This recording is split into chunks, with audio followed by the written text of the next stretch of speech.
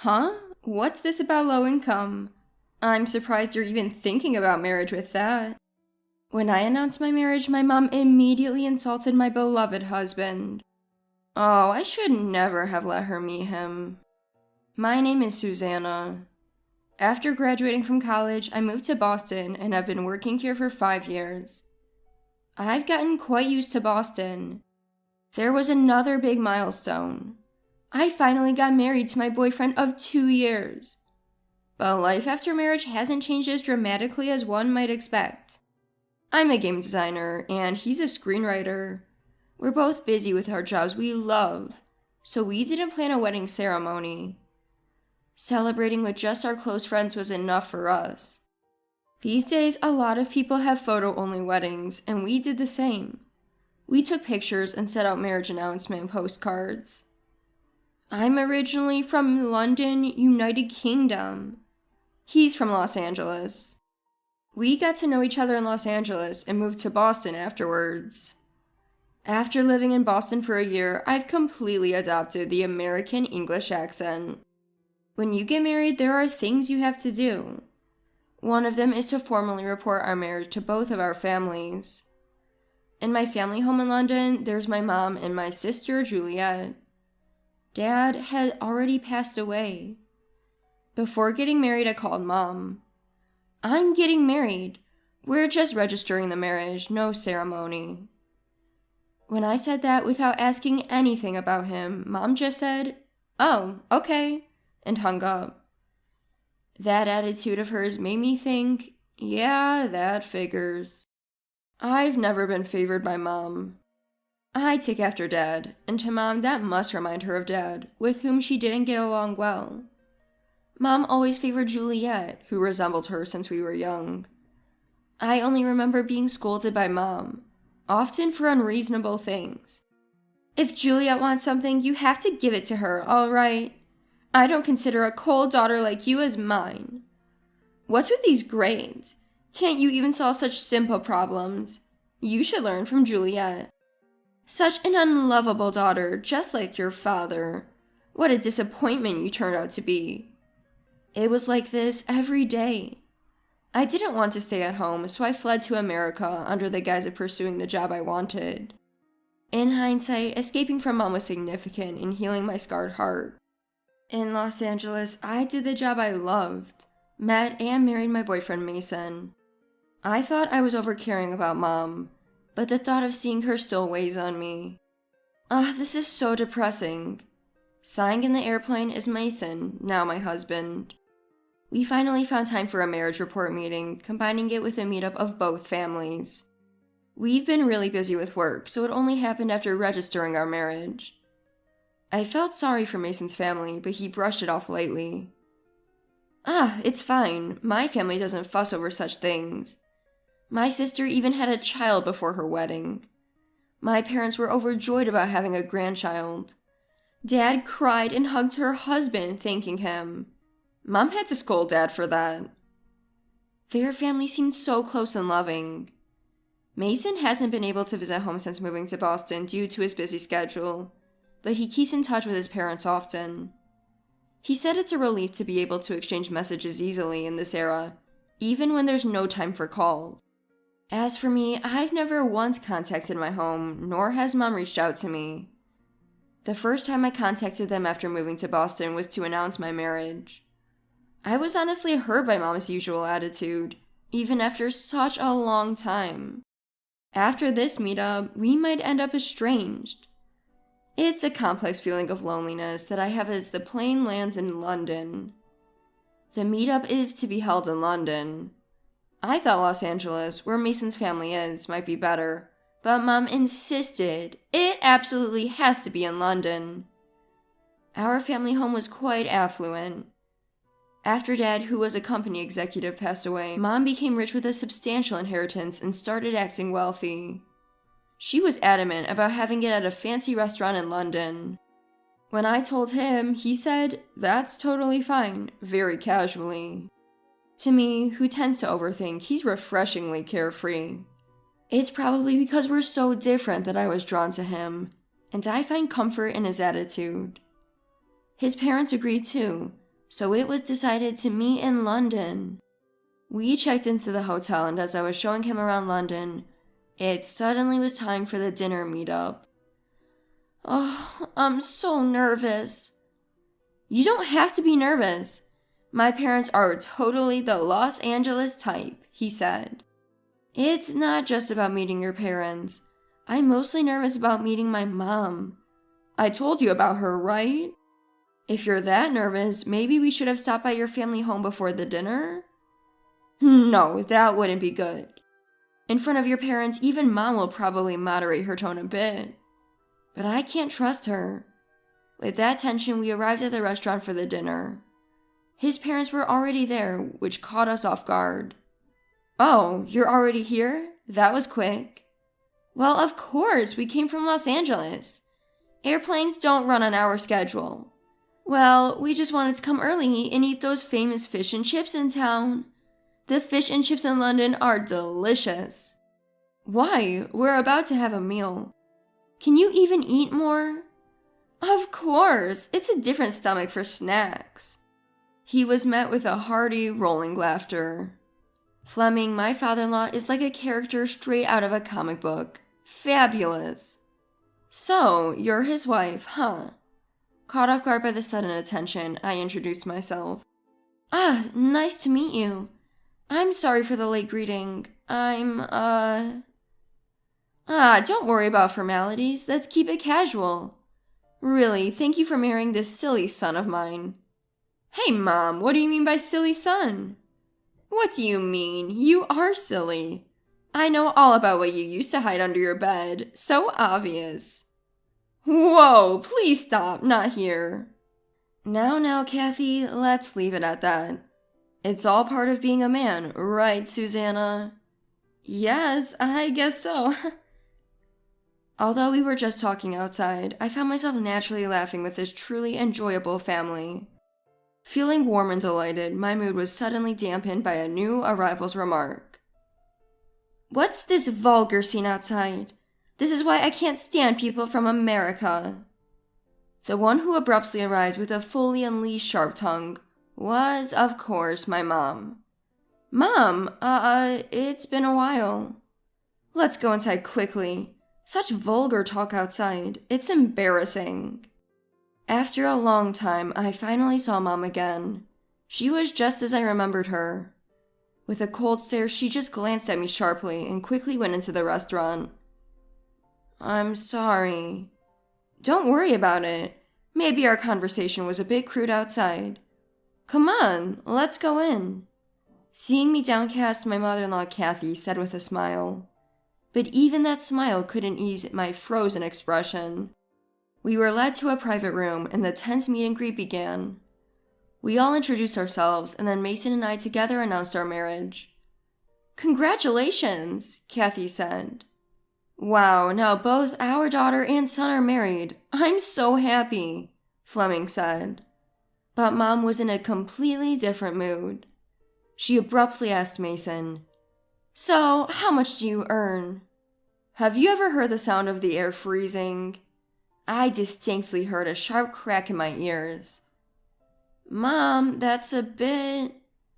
my monthly income is... As I panicked, Mason nonchalantly shared his income. He's either too honest or too... Oh well. But as soon as Mom heard it, she laughed disdainfully. Huh, what's that? Such low income. My husband earned many times that, you know. Surprised you even thought about marriage with that. Mom? Let me clarify that Mason's income is not low at all. He may not be a star yet, but he's an up-and-coming screenwriter with an increasing number of programs he's responsible for. Indeed, Dad's final income as an executive might have been several times higher, but Mason is a man with a promising future ahead. I tried to intervene hurriedly this time, but Mom wouldn't stop. What's this? It's the truth, right? And what about you with that outfit? Do you think wearing a brand suit is all it takes? Oh, it's embarrassing. Please stop, I beg you. Don't hurt my happiness any more than this. I'm just so sad. Sad for having a mom with such a poor heart. Our family, not to brag, but we have money. Of course, our home is in Notting Hill. A poor person like you could never even dream of living where we do. It's a different class, you see. Just like I expected from someone Susanna would choose. Mom said this with a sigh. What do you mean by that? Mason's usually smiling eyes were serious as he asked Mom, who seemed to be holding back various emotions. Mom just shrugged her shoulders. Oh, it was just a light joke. Even though I thought such a cold joke was impossible, Mom laughed alone. Susanna has always been a hopeless daughter. Mediocre, not cute, and everything she did was a disappointment, an embarrassment. Juliet was such a lovely child. Are you serious? Susanna is an amazing woman. Mason's retort seemed to further agitate Mom. She laughed through her nose and looked down on me with disdain. You've always been such a useless child. The home of such a man must be poor too. Marrying into a poor family, I wish you would just disappear from my sight. I just couldn't bear it any longer. Biting my lip, clenching my fists, I tried to hold back, but tears finally spilled from my eyes. Yet Mom did not stop. Crying only makes your face uglier, doesn't it? You really are a pitiful child. Marrying someone like you, he must be quite pitiful too. I couldn't take it anymore. I'm sorry, Mason, Fleming, Kathy. It's Mom. Mom is... No, it's my fault. I'm really sorry.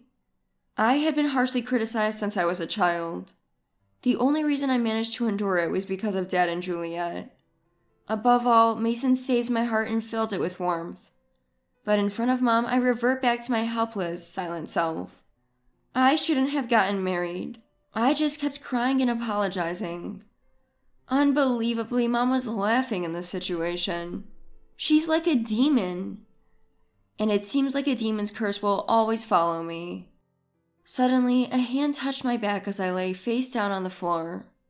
It was a warm, comforting hand. It's okay, Susanna. It was Kathy's voice, as warm as her hand. Looking at you, it's clear. You're such a good girl. My son chose a truly wonderful and kind person. I can see it. Surprised, I lifted my head.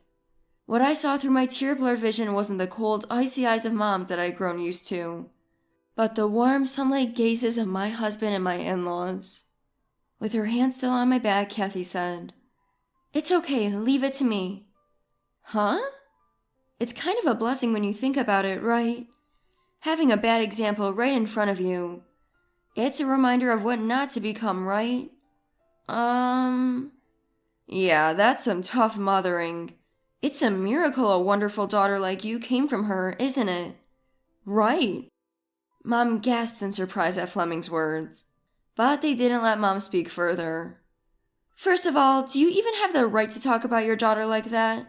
That makeup is way too heavy, and I bet a plain face is hiding underneath it. If you ask me, Susanna is much more beautiful. Are you jealous of Susanna? It must be that. What? That's not... She tried to argue against Kathy's words, but Kathy cut her off with, No way, I'm absolutely certain, and didn't let her get a word in edgewise. And so an endless barrage of criticism towards Mom began. Mom tried to interject with and but Kathy's rapid-fire talk gave her no chance. Finally, my mom turned pale and silent. See now, do you realize how awful you are? And with a triumphant, snooty look, she said that, breathing heavily through her nose. Mom seemed to be realizing she couldn't win the argument with words. After her face turned bright red and she wordlessly opened and closed her mouth, she suddenly exclaimed, I can't stay here any longer, and stood up. You're running away. I'm not running away. I'm just refusing to deal with a vulgar person like you any longer, she retorted to Kathy. That's called running away. Under Kathy's relentless questioning, Mom's face grew even redder. Enough! Finally snapping, Mom stomped her foot on the floor. Enough! I've really had enough. I am from London. A person of refinement from the historical city. Yes, that's what I am. Mom began speaking with incredible intensity. But something about her way of speaking seemed off, and I found myself tilting my head in confusion. I live in London, a place everyone envies, you know. In a neighborhood lined with luxury apartments far beyond your reach, living a graceful London life. I had never seen Mom so angry before, so this felt unfamiliar. Do you understand me? I am from London. You should worship, praise, and respect me. What is Mom saying? For the first time, I saw her excited and speaking nonsensically, leaving me utterly bewildered. That's when it happened. I knew it, Kathy said. Standing in front of Mom, who was trying to leave, Kathy pointed at her decisively. You're not really from London, are you? What? Caught off guard by this unexpected accusation, Mom's face froze. Kathy smirked triumphantly. I thought something was strange. You were trying hard to sound like you're from London, but there was a sense of incongruity. The accent was a bit off. That's not true. I am definitely from London. If you think I'm lying, shall I call my friends from London? We have friends who've lived there for generations. What? Why do you even know such people? Well, Fleming is originally from London. What did you say? I was shocked to learn that my father-in-law Fleming was actually from London. Fleming laughed heartily. It's not so unusual for someone from London to live in Los Angeles, right? Fleming casually dropped this bombshell and looked at Kathy. Kathy nodded in agreement. Right, that's why I realized something was off about the way Felicia speaks. It doesn't have the air of someone from London. Mom and I were dumbfounded by this revelation, but the real issue was something else. I glanced at Mom and asked, Mom, aren't you from London? What? That is... Her inability to answer said it all. I had never gotten along with Mom, so I had never asked about her background. Mom's parents, my grandparents, had passed away when I was a baby, so I had never met them. Mom was an only child, and I had never met any of her relatives. Come to think of it, I had never even asked where my grandparents' graves were. It's true then. As I frowned, Mom glared at me. That face of yours, just like my husband. He also looked at me with such contempt. Contempt? I never wanted to bury my bones in some provincial place. I was determined to find someone in London, my dream city, and he just happened to be the one I found. Love wasn't necessary. Mom, reverting to her normal way of speaking, ranted with an intense expression. I suppose he knew how I felt, and our relationship was cold. But that didn't matter. I mastered the British accent, and I became a perfect Londoner. My daughter resembling him was an eyesore. A daughter who would abandon my dream and go to America was useless to me. What a revelation. Is it that Mom had a complex about her hometown? But to go as far as having a loveless marriage just to live in a place she idolizes, being that obsessed with it? The idea of moving for work instead of marriage never occurred to her, which was so typical of Mom. Mom, you're a pitiful person. Caught off guard by my blunt words, Mom glared and snapped. What did you say? But I wasn't afraid anymore. I no longer found Mom intimidating. As we glared at each other, Kathy stepped in. Now, no need for such glares. Many people dream of London, but living there isn't easy, right? You must have faced many troubles with that odd English and raised suspicions. Shut up, what does that matter? Hit the nail on the head, did I? Mom, sensing something ominous, began to back away, but Kathy firmly grabbed her shoulder, determined not to let her escape. I'll teach you real English. Huh, I don't need your help, I already speak perfect English. While I gawked at the two of them, Mason paid no attention. Let's enjoy this fancy meal, Fleming suggested. Mason also agreed. Yeah, let's eat, and they began. I wondered if I should interject, but remained in thought. After that, Mom was utterly exhausted and drained from Kathy's relentless exposure. She had become unusually quiet, as if her spirit had been drained. So what happened after that? After I took Mom home, I briefly explained to a puzzled Juliet, who burst into laughter. I felt guilty for burdening Juliet with Mom, but she reassured me. Don't worry, Mom is tough to handle. I can manage, but Susanna, you must have had a hard time dealing with her seriously, she laughed. Furthermore, she added, Sorry I couldn't make it to the dinner because of work. I would have loved to see that scene. Congratulations again on your marriage, Susanna. Mason, please take good care of Susanna, she said with a smile. And I was so touched that I cried. Back in Boston, busy days continued. Though there were tough times, life with Mason was filled with laughter, turning all the hardships into joy. Mom never reverted to her old self, becoming much quieter. Her harsh nature had left her without friends. Soon, Juliet would marry and leave the house, leaving Mom to a lonely future. Sometimes she still makes remarks putting London on a pedestal and looking down on other places. But whenever she does, Juliet would say, Should we call Mason and his parents from Los Angeles? That shuts her up, she said with a laugh. Even though she's quieter now, I can't forget the things Mom said in the past. Even if I have children, I don't feel like letting them meet their grandmother. I don't want my child to look down on others, no matter where they are born or where they live. Thinking this, I gently stroked my belly, nurturing the life within.